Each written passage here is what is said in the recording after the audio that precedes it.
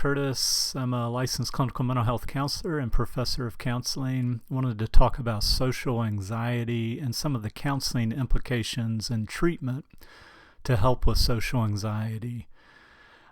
First of all, this is an article that we published in 2004.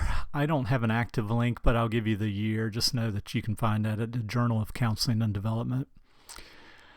I published it with colleagues, as you can see. Okay, so the first thing with this is to increase awareness. So this is making the public aware of what social anxiety is so that teachers are aware in schools, parents are aware of it as well. And that way it can be more easily assessed and recognized, and that people can be referred to treatment. I like this. Now, this isn't necessarily social anxiety, but I love what some colleges are doing with introversion, and they put up signs in the dorms where there's, making people aware that there's opportunities for introverts to get together or to get counseling if they need it.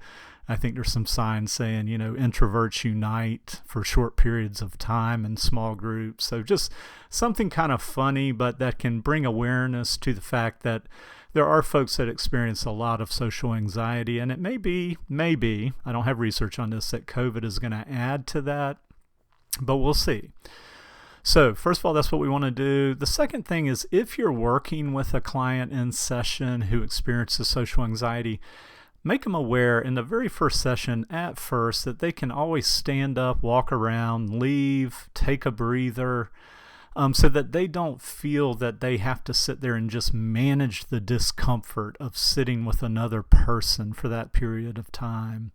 So allow them to breathe and move, maybe having manipulatives, maybe playing Jenga or doing a game where you don't have to make direct eye contact, and allow some room for movement. And as such, telehealth may be a best first start with somebody with social anxiety. They may be too uncomfortable in a actual physical setting with somebody. So be aware of that and understand your state rules and licensure laws and so forth related to telehealth. I don't recommend groups at first. I sometimes hear school folks talk about, we're going to have a group for people with social anxiety or introversion. Oftentimes, this is not just learning how to deal with other people. Okay, so I think that's a misunderstanding. It can be a very uncomfortable feeling people have in the presence of others, and they need to learn some resources, some coping skills before they're put into those situations. So no groups at first. Assess carefully, make sure people have the resources and are willing to try that. And that may never be an option for somebody with social anxiety to be in a group setting. Medical evaluation can be a smart idea for folks dealing with these types of symptoms. Make sure that blood sugar is okay, heart rate, thyroid, and so forth functioning are good. Now, I want to make another thing aware here is that, there are medicines, and one in particular that is supposed to treat or help treat social anxiety. I'm not going to give a name, but let's just say it's an SSRI. And when we did this study and I looked carefully at the research, just be aware that it doesn't seem nearly as effective as the commercials made it out to be. And this is a problem, as we already know with some medicines and big pharma in general, that they hype up stuff. They're getting people to do studies and get favorable results. But we actually found that it was not near as helpful as the commercial said, and also that some folks are even made worse. They feel worse after going on an SSRI. So again, this is for the medical profession.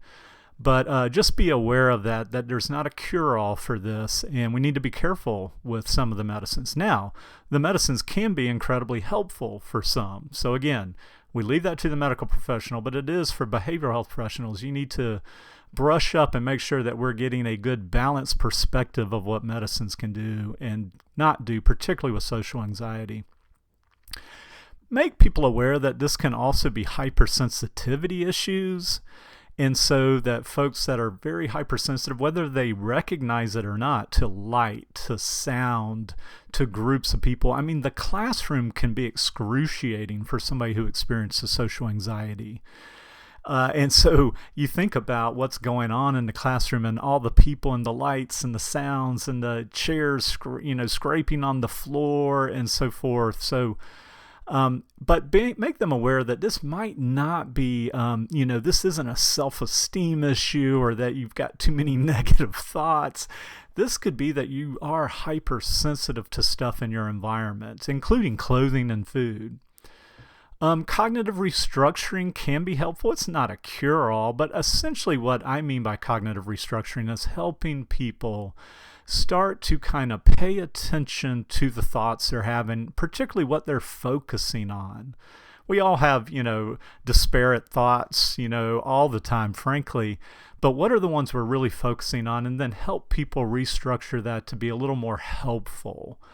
And a little less destructive. Okay, so and that follows with this next one, which is energy management. Is it possible that somebody, now this is stretching out of Western civilization medical model when I talk about energy management, but is it possible that people with social anxiety really are, if you will, tapped in? They've got a lot of talent and resources. Maybe they have special skills and hobbies, and that they're kind of bringing in a lot of energy, if you will, and that can be really hard to manage if you're not doing, practicing some good skills, learning relaxation skills, exercise, getting outside in the natural environment. Mindfulness activities can be really helpful.